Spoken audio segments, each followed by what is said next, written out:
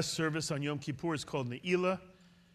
It comes from the word to lock. The idea is the gates of heaven are about to be locked closed. It is our last chance to do honest teshuvah and to set ourselves on course for the new year. For the last time, I have Kaddish on page 12. Yitgadol v'yitgadash shemei Rabbah b'yom Deevray chirutei v'yamlich malchutei b'chayechon u'v'yomechon u'v'chayetecho b'Yisrael ba'agala u'vizman kari v'yemeru amen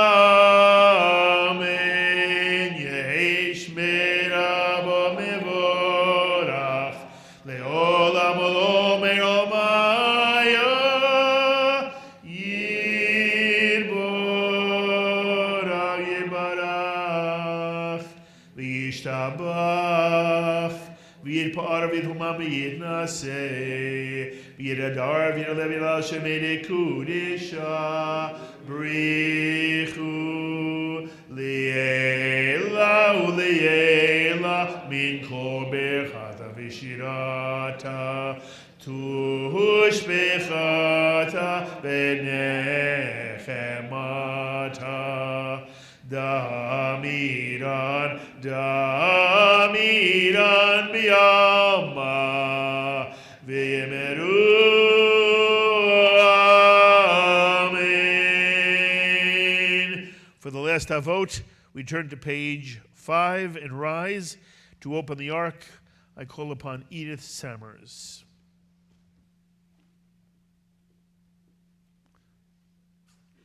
Thank you, Edith. Adonai Sivatai Tiftachu fi Yagid Hilatecha. Baruch atah Adonai Eloheinu v'Elokei Avoteinu v'Imotenu Elokei Avraham v'Sarah Elokei Yitzchak v'Rivka v'Elokei Yaakov v'Rachel v'Leah Ha'el Hagadol Hagibor v'Hanora El Elyon Gomel Chasadim Tovim v'Konei Hakol v'Zocher Chazdei Avot v'Imot u'mei v'Yula livnei v'neihem leman Shemo b'Yahava. In English together, remember us unto life, O King who delightest in life, and inscribe us in the book of life, for thy sake, O God of life.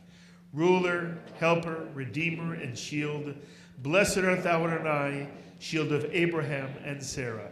Baruch atah Adonai, Magen Avraham v'Sarah. Amen.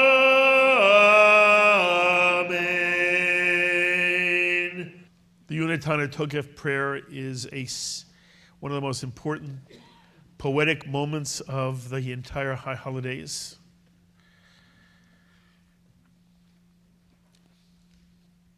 It is a catalog of all the ways in which people may meet their end in the year to come. But it always ends with the following line: Teshuvah, tefillah, tzedakah, repentance, prayer, righteousness, avert the severe decree.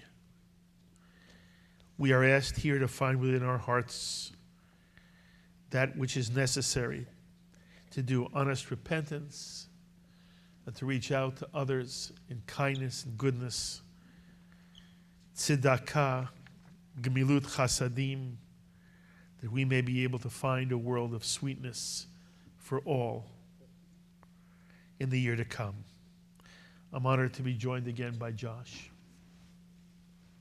Berosh Hashanah yikatevun, uvayom tzom kippur yechatemun.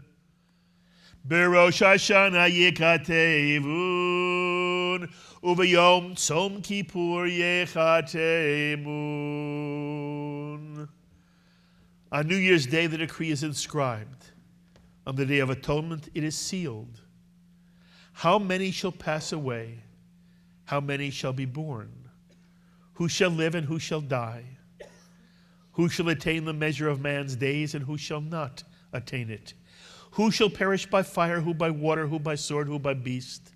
Who by hunger, who by thirst, who by earthquake, who by plague, who by strangling, who by stoning? Berosh Hashanah yekatevun, uvayom tzom kippur yechatemun. Who shall have rest and who shall go wandering? Who shall be tranquil? Who shall be disturbed? Who shall be at ease? Who shall be afflicted? Who shall become poor? Who shall wax rich? Who shall be brought low? Who shall be exalted?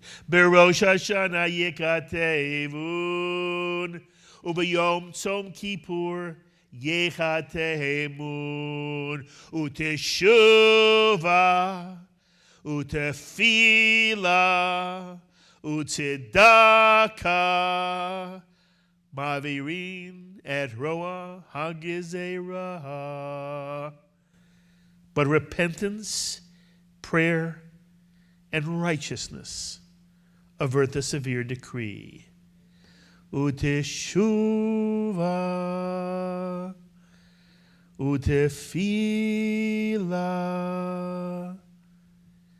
Utzedaka, Mavirin et Roa Hagizera. In the poetry of Yom Kippur, we are each to see ourselves standing now before the throne of heaven. Except the throne of justice is now empty. Only the throne of mercy is filled with the divine presence. We are asked to sit, the tradition says, on the throne of justice as we approach. It is the tradition of the Chavurat that I read the last names of families. As the last name is read, hopefully we see ourselves for a moment in front of that throne and make a commitment within our hearts to the kind of year we want to create for ourselves, the people we love, our community, and our world in the year to come, that we may be worthy of another year of real life. Uteshuva, Utefila, Utzedaka, Mavirin et Roa Hagizera.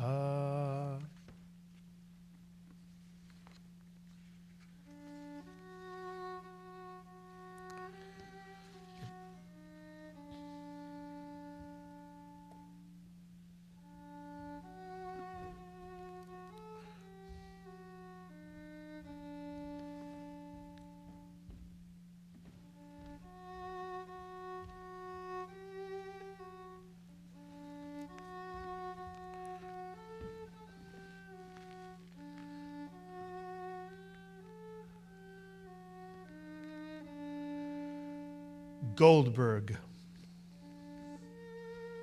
Falcaro,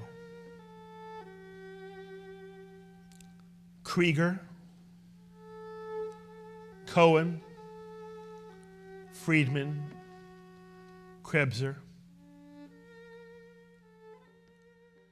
Sheps, James, Butensky.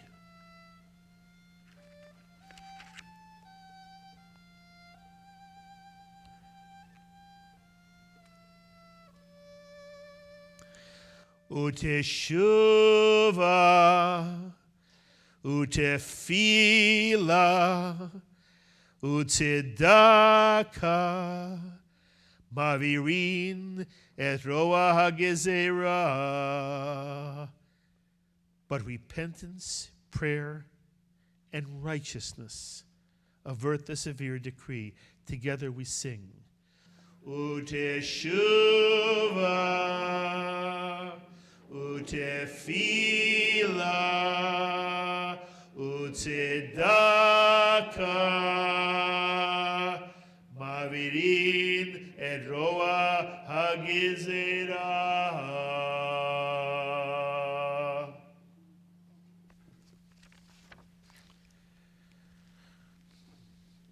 To close the ark, I call upon Brad and Carol Schwidak. Thank you both.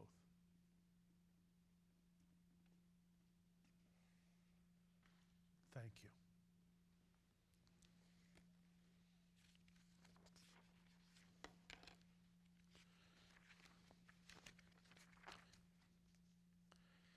It is the wisdom of the Jewish tradition. We do not stop in memory of our own beloved, but there's a moment spent on Yom Kippur when we remember the sacrifice of those who have died, al Kiddush Hashem, sanctifying God's name for the betterment of the world, of society, for the Jewish people, the state of Israel. And the Martyrology is built into the traditional machzor. So it's time for you again simply to sort of be at rest and to spend a moment appreciating the deeds of those who have come before us, who have enriched our lives in so many ways, even if we never knew them personally. May I please ask those who are reading in this year's Martyrology to please come forward and find their place on the chairs to the left of the stage. In memory of the sacrifice of our sages.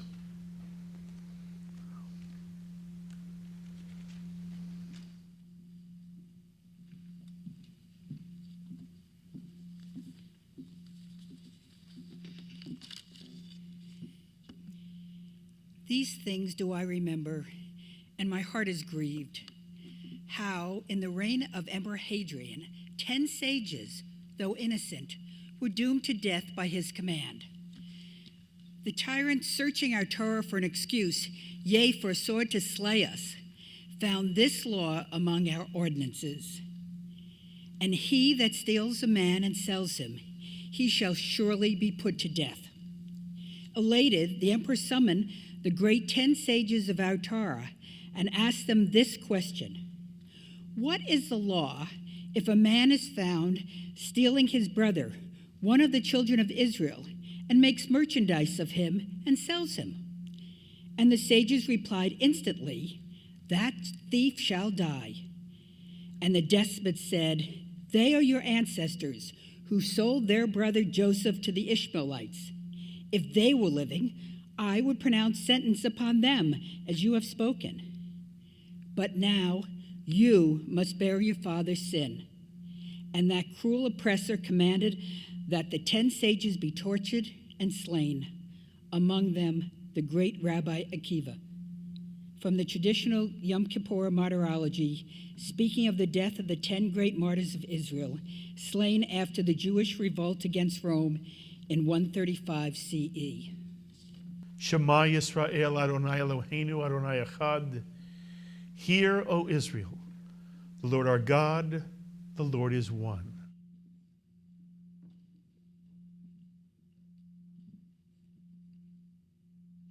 In memory of the sacrifice of our people.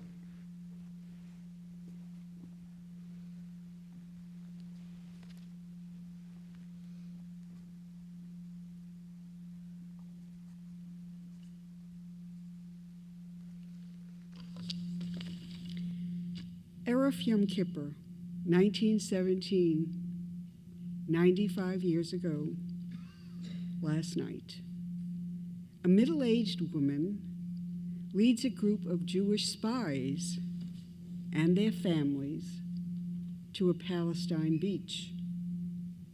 if all goes right, a British ship will come that night to rescue the 60 men, women, and children from the hated Turkish army. Only a few nights earlier, the woman had sent vital information to the same British ship about German and Turkish movements in the World War I battle for Palestine. The army in Gaza can withstand enemy attack, she had written in her report. Jerusalem is not fortified. Neither is the Jerusalem-Jaffa road. The weakest spot is between Beersheba and Dahariya. Beersheba has been evacuated. Her information had been forwarded immediately to the British High Command. But this Kol Nidra night is too bright, too clear for the British ship to come near the shore in safety. At 1 a.m., the woman leads her group away from the shore. They will not be rescued. A few days later, on Sukkot morning, word comes that Turkish soldiers are on their way to her village of Zikaron Yaakov. Quickly, the woman sends all of her spies to hide in the hills. Then she rushes to her father's house to destroy any evidence of her group, which her friends have named Li. As the sun begins to set over the sea, she sits at the kitchen table, watching her aged father read his Talmudic commentaries. Suddenly, the clatter of horses' hooves breaks the silence. Armed soldiers approach the house from all sides.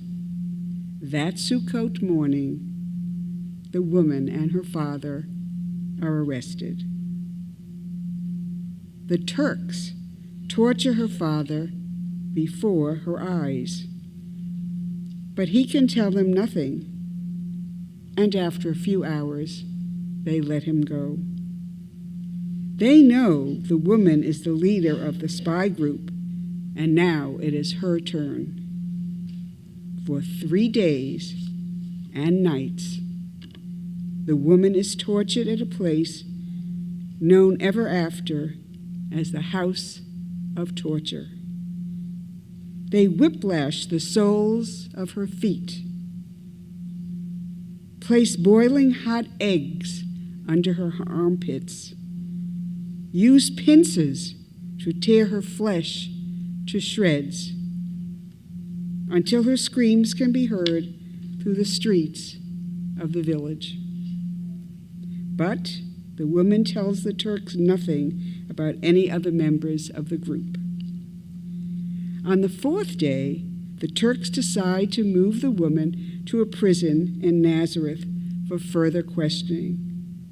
She convinces them to let her tend to her wounds and change her blood-stained dress before making the trip. With bayonets mounted on their rifles, Turkish soldiers lead their prisoner through the village of Zikaron Yaakov as if she were a circus animal on parade. The click, click, click of boots on the cobblestones is the only sound heard in the street. The woman's hands are chained together. A rope binds her to the soldier in the lead. Her long green dress, torn and streaked with blood, hangs in tatters. Strands of her fair hair, tangled and matted, stick out from the green kerchief knotted under her chin. She stumbles along the hilly street, fist clenched, lips tight. She passes the synagogue, the little grocery, the clothing store, the watchmaker, the tailor, the silversmith, the cobbler, the hotel on the corner. From behind their shutters, frightened faces peer out at the prisoner in chains. The little column comes to a halt in front of a house on the crest of a hill with a gnarled old olive tree in its courtyard. "This is my home," the woman flashes in anger. "Surely I am allowed to wash my wounds and change my clothes in privacy." The soldiers let her pass. The woman enters her home, goes into the bathroom, turns on the water, presses a button on the wall to release a secret panel, and reaches for the hidden revolver. A single shot rings out inside the house. 2 months to the day after her death, the British general, George Allenby, marches triumphantly into Jerusalem.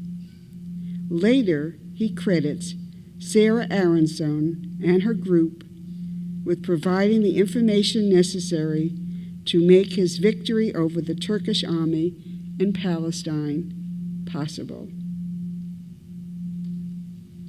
An account of the last days of Sarah Aronson, the greatest Jewish spy of World War I and an Israeli national heroine who gave her life for her dream of freeing Palestine from the Turkish Empire, which would open the way to Jewish statehood.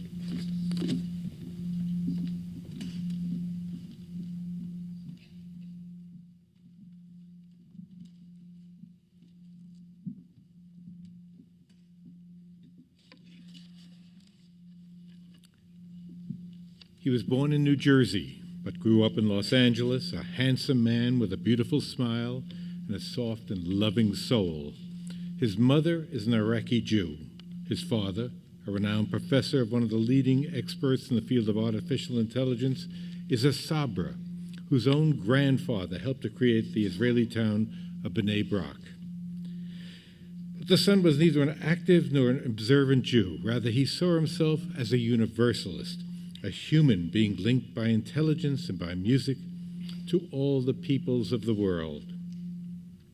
He was a brilliant writer, best known for his A-hands, colorful and unusual feature articles printed down the middle of the page of the paper's front page, like a story about a Stradivarius violin allegedly found on a highway on-ramp, or a story on Iranian pop music. But on Wednesday morning, in January 2002, this 39-year-old journalist was in Karachi, Pakistan, on his way to an interview. He was working on a story about the connection between Al-Qaeda and a convicted shoe bomber whose plot to blow up an American flight from Paris to Miami had been prevented by passengers and crew. He would never write the story, for the interview was a ruse. Instead, on January 23, 2002, the man was kidnapped by a militant group calling itself the National Movement for the Restoration of Pakistani Sovereignty. The group claimed they had targeted the journalist because he was a Jew working against Islam as a spy, and stated they would only release the journalist if the U.S. freed all Pakistanis being held in Guantanamo Bay, Cuba, and agreed to ship F-16 fighter jets to the Pakistani government. If the U.S. refused the demands, the group said they would kill the journalist. The internet, television screens, and front pages around the world showed photos of the journalist held by his captors, handcuffed with a gun to his head, holding up a newspaper to which the terrorist demands were attached. The journalist's own newspaper, indeed many throughout the world, begged for his release, as did his wife, pregnant with their first child, but to no avail. 9 days after his abduction, the terrorists executed their threat by murdering the handsome, brilliant, music-loving journalist.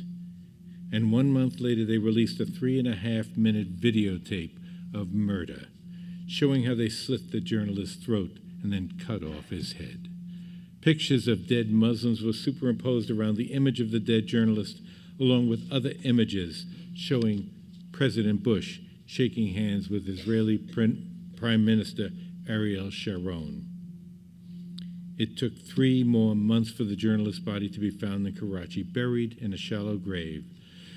The body was flown home to Los Angeles, where the journalist's parents, Ruth and Yehuda, buried their 39-year-old son in the Mount Sinai Memorial Park Cemetery. The barbarism and blatant anti-Semitism of the brutal murder horrified much of the world community, for the journalist's last words may well be remembered for generations to come. For although he was neither an active nor an observant Jew, when facing the last moments of his life, this sweet, loving son, husband, and father-to-be spoke these words for the world to hear. My father is Jewish, my mother is Jewish, I am Jewish. And in B'nai Brak, there's a street named after my grandfather, Chayim Pearl, who was one of the founders of that town. The last words of Daniel Pearl, spoken 10 years ago, moments before his murder on January 23rd, 2002. Baruch Shem Kavod Malchuto Leolam Va'ed. Praise be his name, whose glorious kingdom is forever and ever. In memory of humanity's sacrifice.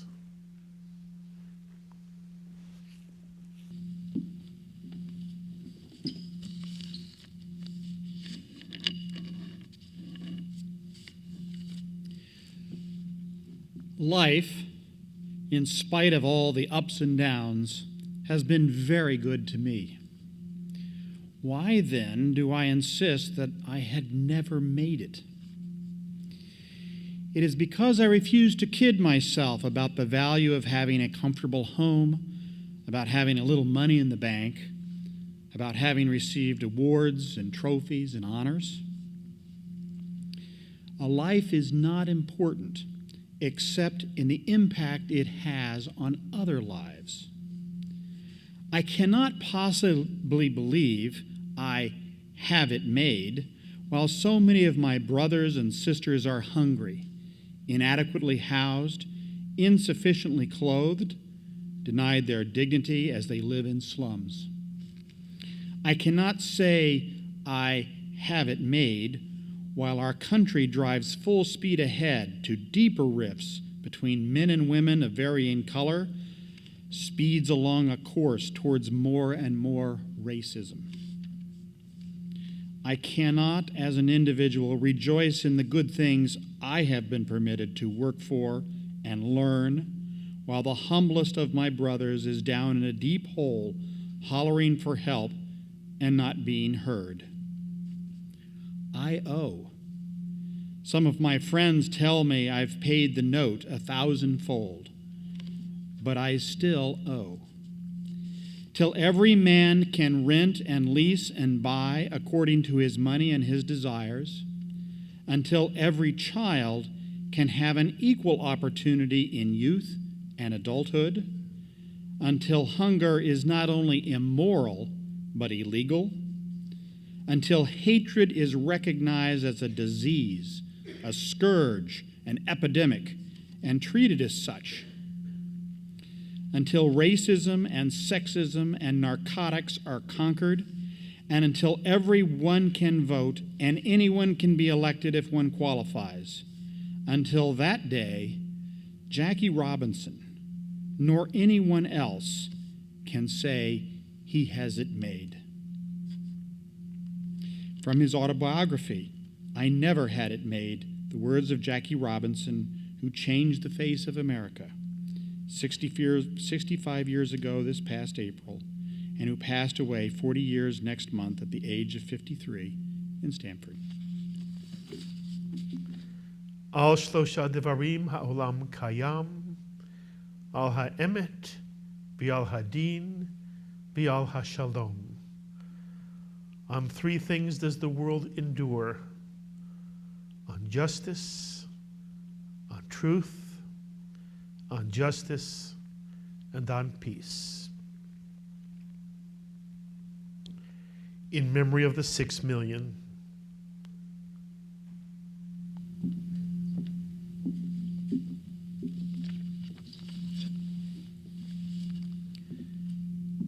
Struck down with dysentery, my father lay in his bunk, 5 other invalids with him.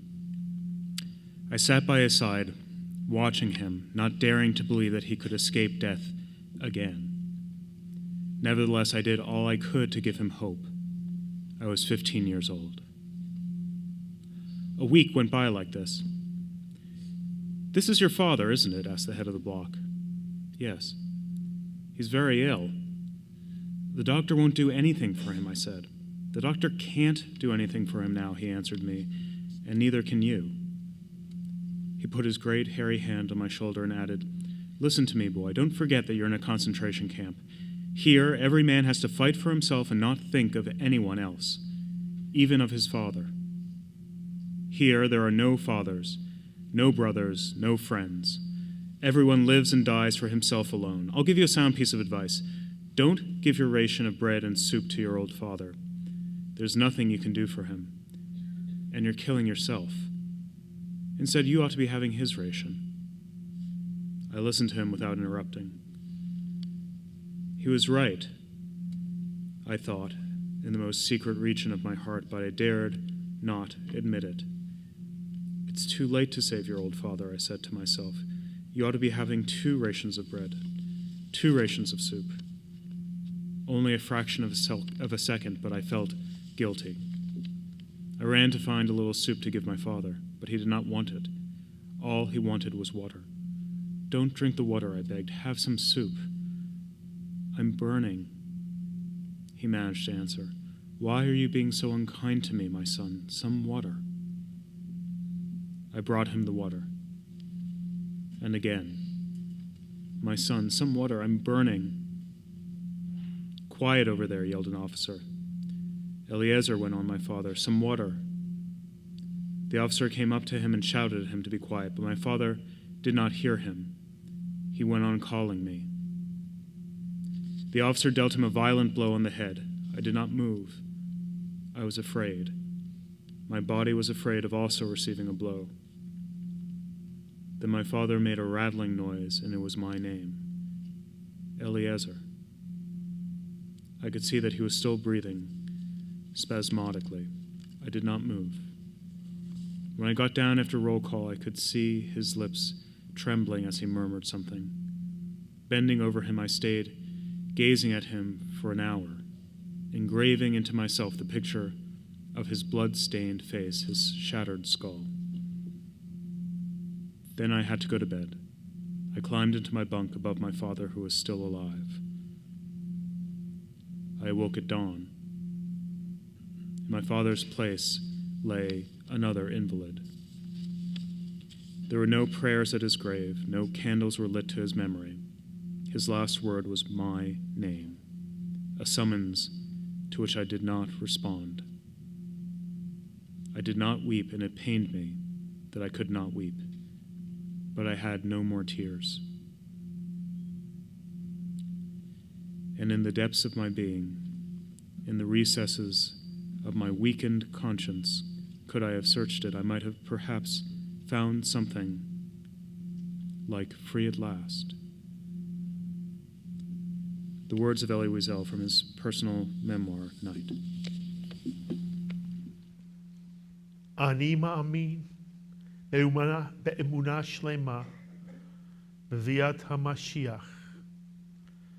I believe with perfect faith in the coming of the Messiah. In memory of the sacrifice of the people of Israel.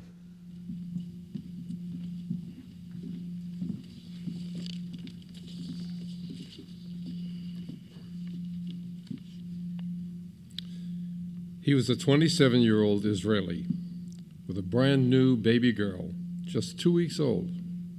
As he held her for a photograph, his beaming face in profile. He had been born in Romania in 1945, had become an expert in fencing, and had married one of his students, Anki.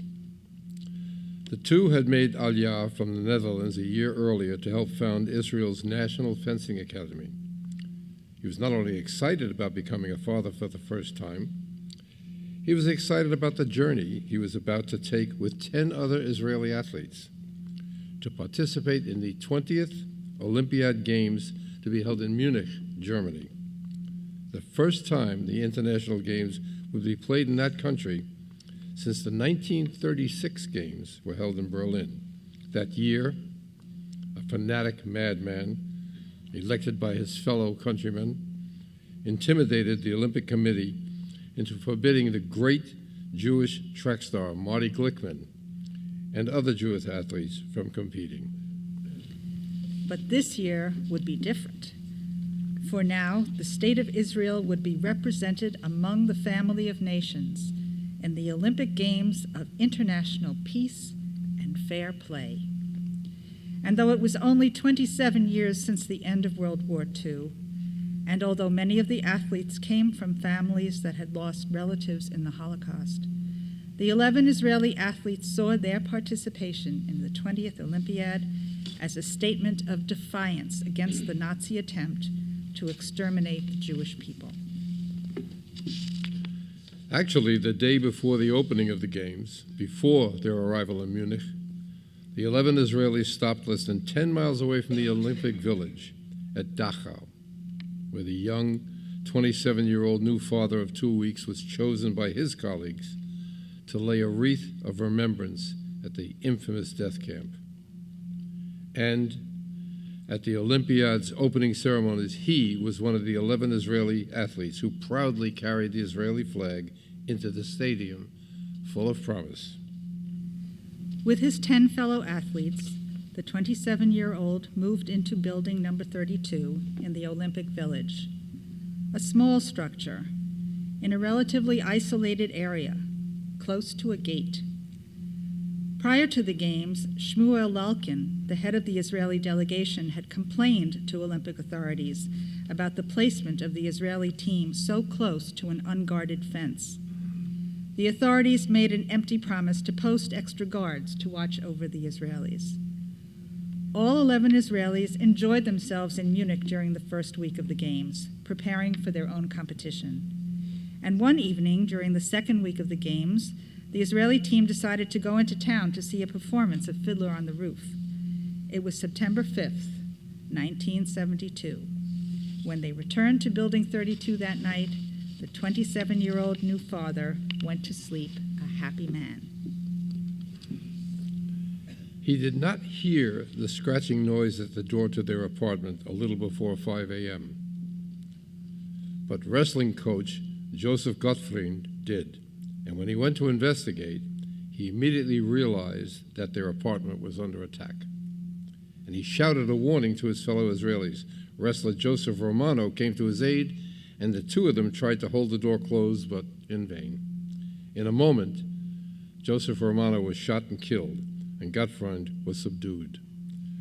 Wrestling coach Moshe Weinberg grabbed a fruit knife and tried to attack the intruders wearing tracksuits and ski masks. Moshe Weinberg was also killed. The other 9 Israeli athletes were suddenly hostages. For nearly 24 hours, they would be held in their apartment by members of Black September, a group under the direction of Yasser Arafat and his terrorist Fatah organization. At 9:30 a.m., the Arabs announced they were Palestinians and demanded the release of more than 230 terrorists being held in Israeli jails and 2 German terrorists imprisoned in Frankfurt. They also demanded safe passage out of Germany, or the 9 remaining Israelis would be killed. The one Israeli permitted to speak to German officials from the apartment window was the 27-year-old new father, whose ability to speak German made him the terrorists' go-between. But when he was asked about the fate of the hostages in the apartment, he was hit on the back of the head with a rifle butt and dragged away from the window. His 27-year-old wife, Anki, was watching the surreal horror unfold on television in Israel, hoping to still see her husband again alive. Israeli Prime Minister Golda Meir immediately announced that Israel would absolutely not negotiate with terrorists. However, in a communique to Chancellor Willy Brandt, Israel offered to send special forces into Germany to help in a rescue mission. The Chancellor rejected the offer. Germany offered the Palestinians an unlimited amount of money for the release of the Israeli hostages. They also offered to substitute high-ranking Germans for the athletes. The Palestinians answered no to both. The Germans were reluctant to attack on the Olympic grounds for fear of injuring other athletes. Finally, they pretended to meet the terrorist demands to provide safe passage, and at 10 p.m. provided 2 helicopters to take the terrorists and their hostages to a plane waiting to fly them to Cairo. In the German rescue plan, only 5 snipers were positioned at the airport ambush. They did not have precision rifles. They were without night scopes. They also were without any radio contact with one another with which to synchronize their rescue assault. And none of the 5 had ever shot at a live human being before. At 10:30 p.m., the helicopters landed and 6 of the terrorists emerged. When a shot rang out, the terrorists realized they were under attack. 2 terrorists were killed immediately, and a third one was mortally wounded. The other 3 terrorists scrambled to safety and returned gunfire. There was a standoff for nearly an hour and a half while the Israeli athletes remained bound in each of the 2 helicopters. Finally, around midnight, as more German police finally arrived, one of the terrorists jumped out of a helicopter and threw a hand grenade back into the cockpit. The 4 Israelis in the helicopter were all killed. In the second helicopter, a terrorist sprayed the remaining 5 Israelis with fatal gunfire. Among the 5 was the 27-year-old new father of a 3-week-old baby girl. A gun battle ensued. The German police killed 2 more terrorists, captured 3 more, and a half hour later caught up with the 1 terrorist who had escaped the airport and killed him too. By 12:30, it was all over. The 20th Olympiad should have been remembered for the great accomplishments of athletes who competed in the Games, such as those of Jewish swimmer Mark Spitz, who remarkably won 7 gold medals.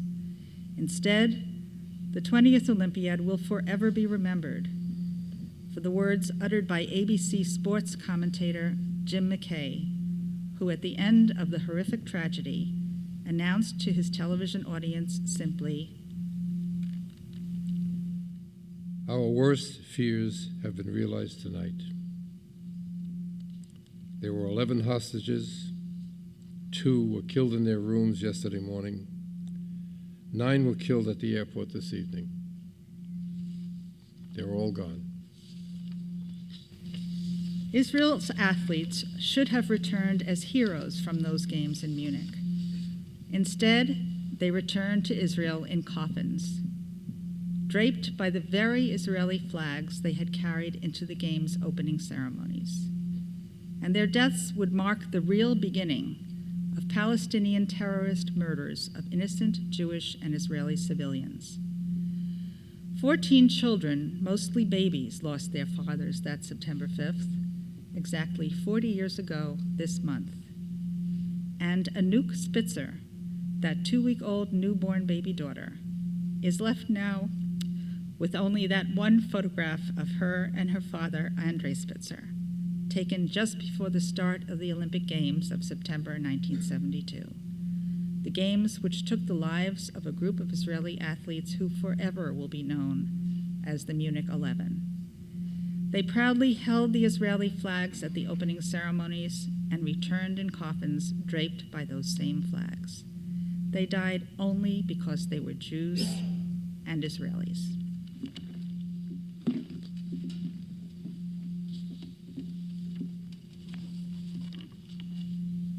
The Munich 11. Josef Goodfreund, wrestling coach, age 40. Moshe Weinberg, wrestling coach, age 33. Josef Romano, weightlifter, age 31. David Berger, an American Ola and weightlifter, age 28. Zev Friedman, weightlifter, age 28. Eliezer Halfin, wrestler, age 24. Amitzer Shapira, track coach, age 40. Kehat Shore, shooting coach, age 53. Mark Slavin, wrestler, age 18. Yakov Springer, weightlifting coach, age 51. And fencing coach, Andre Spitzer, age 27.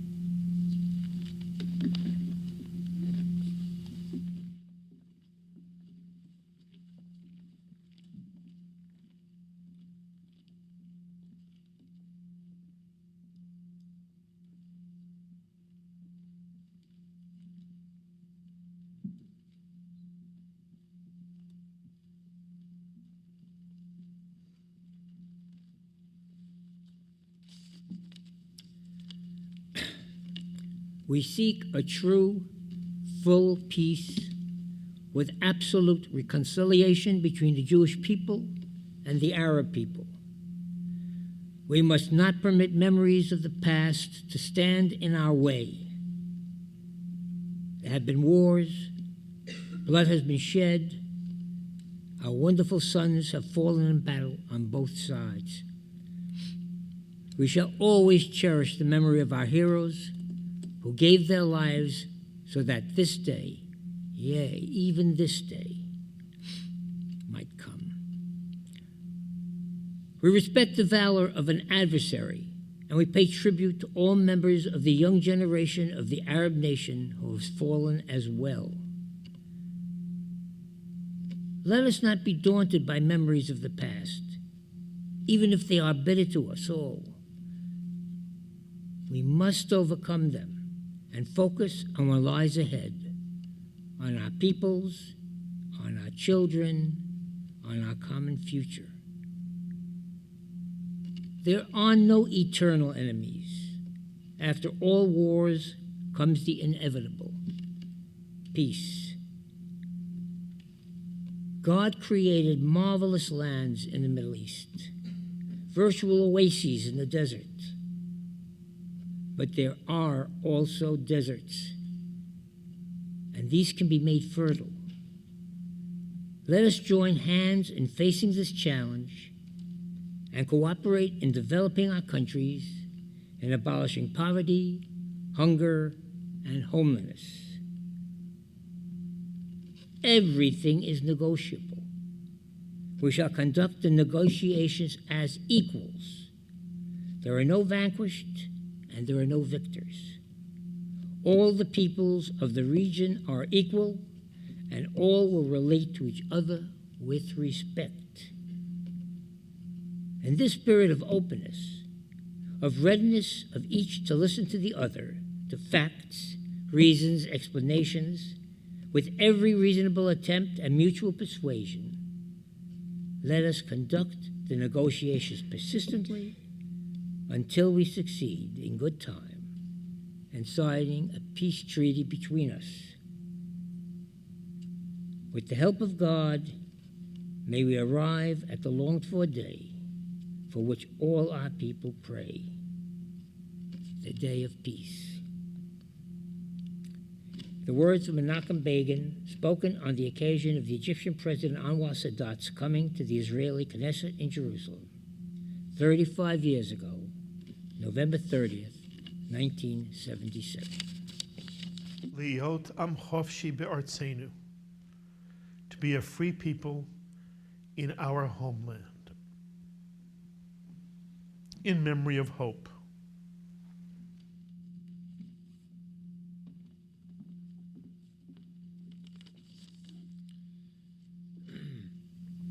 If the statistics are right, the Jews constitute but 1% of the human race.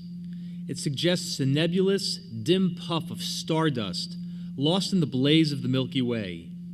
Properly, the Jew ought hardly to be heard of, but he is heard of, has always been heard of. He is as prominent on the planet as any other people, extravagantly out of proportion to the smallness of his bulk. His contributions to the world's list of great names in literature, science, art, music, finance, medicine, and obtuse learning are way out of proportion to the weakness of his numbers. He has made a marvelous fight in this world in all the ages, and he has done it with his hands tied behind him. He could be vain of himself and be excused for it. The Egyptians, the Babylonians, and the Persians rose, filled the planet with sound and splendor, then faded to dream stuff and passed away. The Greeks and the Romans followed and made a vast noise. The Jew saw them all, beat them all, and is now what he always was, exhibiting no decadence, no infirmities of age, no weakening of his parts, no slowing of his energies, no dulling of his alert and aggressive mind. All things are mortal but the Jew. All other forces pass, but he remains. What is the secret of his immortality? The words of Mark Twain, written in 1889.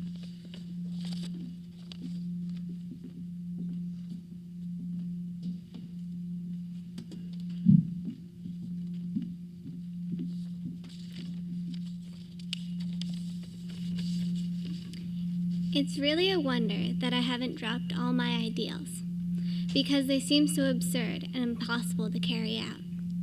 Yet I keep them, because in spite of everything, I still believe that people are good at heart. I simply can't build up my hopes on a foundation consisting of confusion, misery, and death. I see the world gradually being turned into a wilderness. I hear the approaching thunder, which will destroy us too. I can feel the suffering of millions. And yet, if I look up into the heavens, I think that it will all come out right, and that this cruelty too will end, and that peace and tranquility will return again. In the meantime, I must uphold my ideals, for perhaps the time will come when I shall be able to carry them out. Yours, Anne. From the Diary of Anne Frank, 2 weeks before the secret annex was discovered by the Nazis. On that day the Lord shall be one, and his name shall be one. V'nemar v'haya Adonai l'melech al kol haaretz vayom hahu yeh Adonai echad u'shemo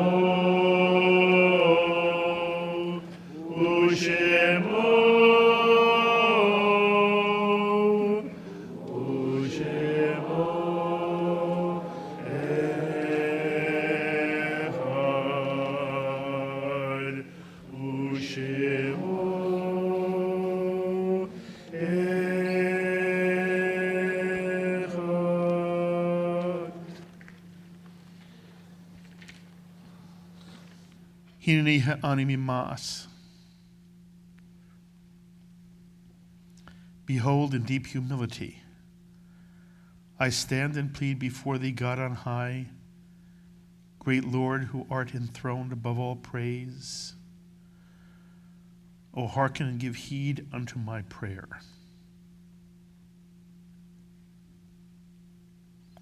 Though unworthy of my sacred task, though imperfect too and filled with awe, I bow before thy holy presence here to crave compassion for my erring folk. O God of Israel's patriarchs, their children's children, send me as their voice to supplicate thy pardon and thy grace, to ask thy mercy, thy continued love. Though unworthy of my mission, Adonai, though I stand not flawless in thy sight, condemn thou not my people for my faults. Consider but their virtues, righteous judge. Forgive us our iniquities, and turn thou our afflictions unto joy. Thou great, exalted God, who hearest prayer, hear ours, and bless us all with life and with peace.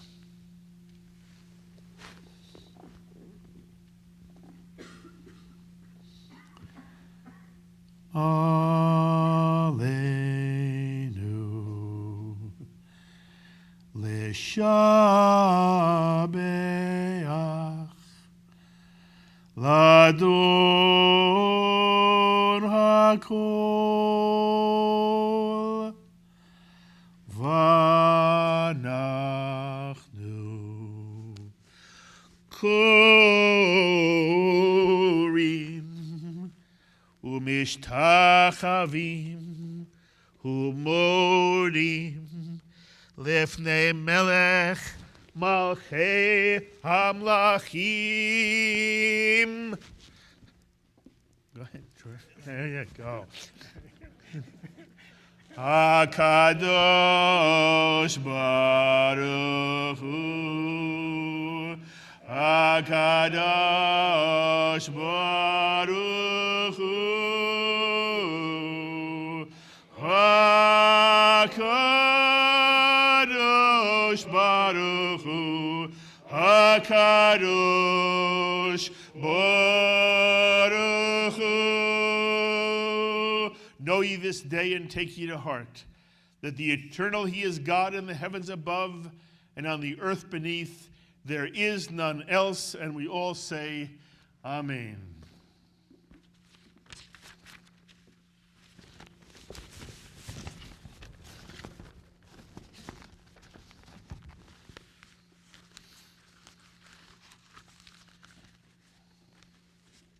Thank you. One more time, page 10. Avinu Malkeinu, Chaneinu Vaneinu. Avinu Malkeinu, Chaneinu Vaneinu, Ki ein banu masim. Asei imanu tzedaka v'chesed. Asei imanu tzedaka v'chesed v'hoshienu. Avinu Malkeinu, Chaneinu Vaneinu. Avinu Malkeinu, Chaneinu Vaneinu, Ki ein banu masim.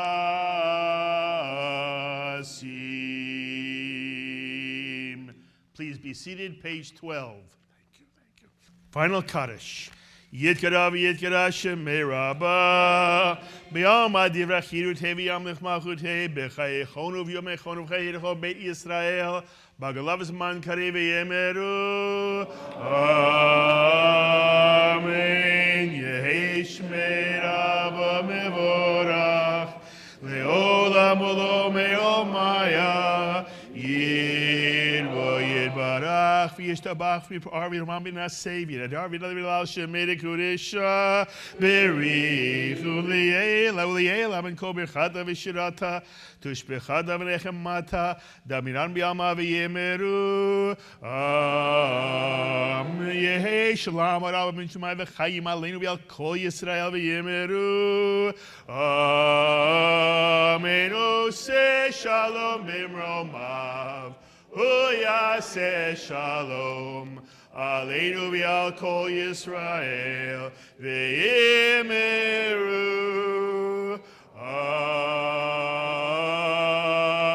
Amen. Shana Tova.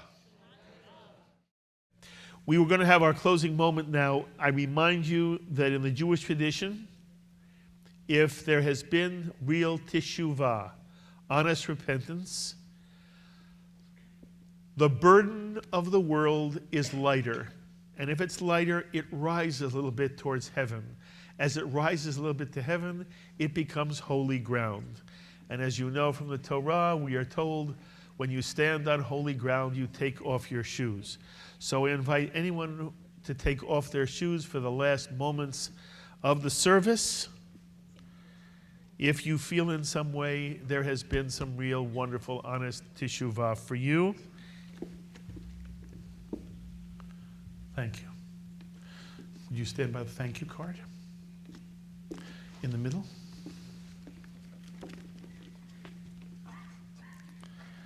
Thy mercy, O Lord, is without end. Thou desireth not the death of the sinner, but that he return to thee and live. Wide open are the gates of thy forgiveness to all who truly seek to be reconciled with thee. Trusting in thy gracious promise, we have come before thee, O Father, conscious of our guilt, yearning for thine altars of peace. Condemned by the judge within us, we reflected sorrowfully on our life misused and filled with regrets, on opportunities neglected, and resolves come to naught. Oh, how beautiful are thy dwellings, Lord of hosts, better one day spent in thy courts than 1,000 elsewhere. Now at the fall of eve, the light dawns within us. Our hope, our trust revive. The shadow which darkened our spirit is vanished, and through the passing cloud there breaks with the last rays of the setting sun the radiance of thy forgiving peace. We feel renewed in spirit and strengthened in will. We know our destiny to be in thy hand, and whatever it be, we are content. O God, what is man that thou art mindful of him, the son of earth that thou thinkest of him? Where shall mortal man find words to thank thee worthily? The only praise we can offer thee is to humble ourselves before thee, to proclaim thy holy name, and adore thee with the words, V'anachnu korim u'mishtachavim u'modim lefnei melech malchei hamlachim hakadosh baruch hu. The Shema in English. Hear, O Israel, the Lord our God, the Lord is one. Shema Yisrael, Adonai Eloheinu, Adonai Echad.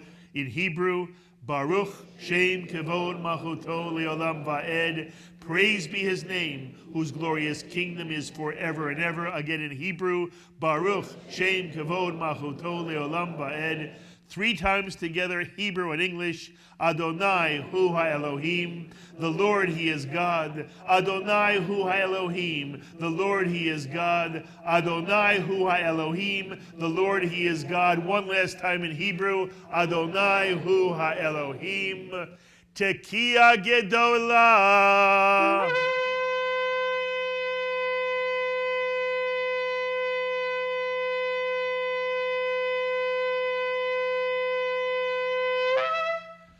Shana Tova. Around, whoa. Would the two of you close the ark? Would my family come here for a quick Havdalah?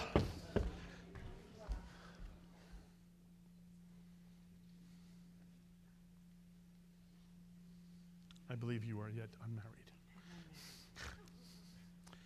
Hinei el Yeshuati evtach velo evchad ki azi v'zimrat ya v'Adonai vayehi li Yeshua ushavtem mayim b'sason mimanei ha-Yeshua l'Adonai ha-Yeshu alamcha v'yircha techasela Adonai tzvaot himanu miskav lanu Elohei Yaakov Selah LaYehudim hayta ora v'simcha v'sason v'ikar Tein tehye lanu Kos Yeshuot Esov Shem Adonai Ekra Baruch atah Adonai Eloheinu melech haolam Borei peri hagafen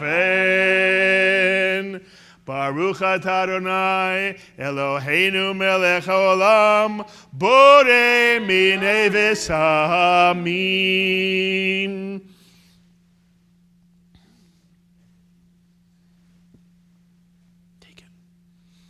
Baruch atah Adonai Eloheinu melech haolam borei meorei ha'esh. Baruch atah Adonai Eloheinu melech haolam hamavdil ben kodesh lechol ben or lechoshech ben Yisrael la'amim ben yom hashvi'i l'sheshet yemei ha'maaseh.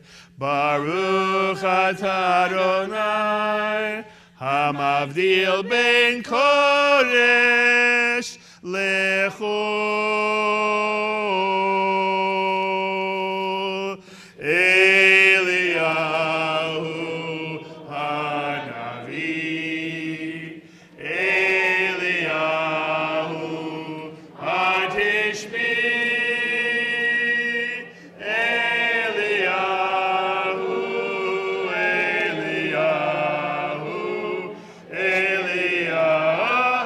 hagiladi bimhera v'yaminu yavo eleinu Mashiach ben David Mashiach ben David Eliyahu hanavi Eliyahu hatishmi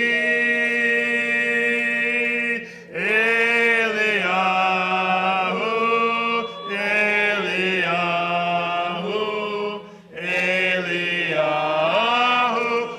hagiladi.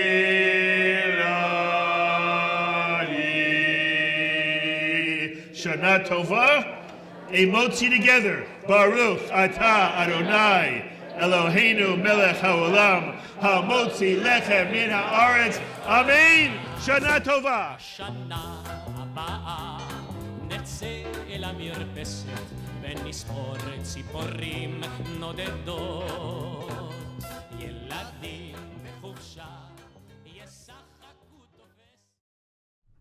You've been watching Shalom TV's Services for the Jewish High Holidays. We would be pleased to send a complimentary DVD of any portion of Yom Kippur services to anyone who wishes to support Shalom TV with a tax-deductible gift of $36, double chai or more, to the nonprofit organization Jewish Education in Media. Simply visit the Shalom TV homepage and click on the Donate button to make a donation by PayPal or credit card. Or you can send your tax-deductible check made out to Jewish Education in Media, to JEM, Post Office Box 180, Riverdale Station, Bronx, New York, 10471. Please be sure to indicate which parts of Rosh Hashanah services you wish to receive on DVD with our compliments. We thank you for your kind support and wish you a Shana Tova, a happy, healthy, and sweet new year.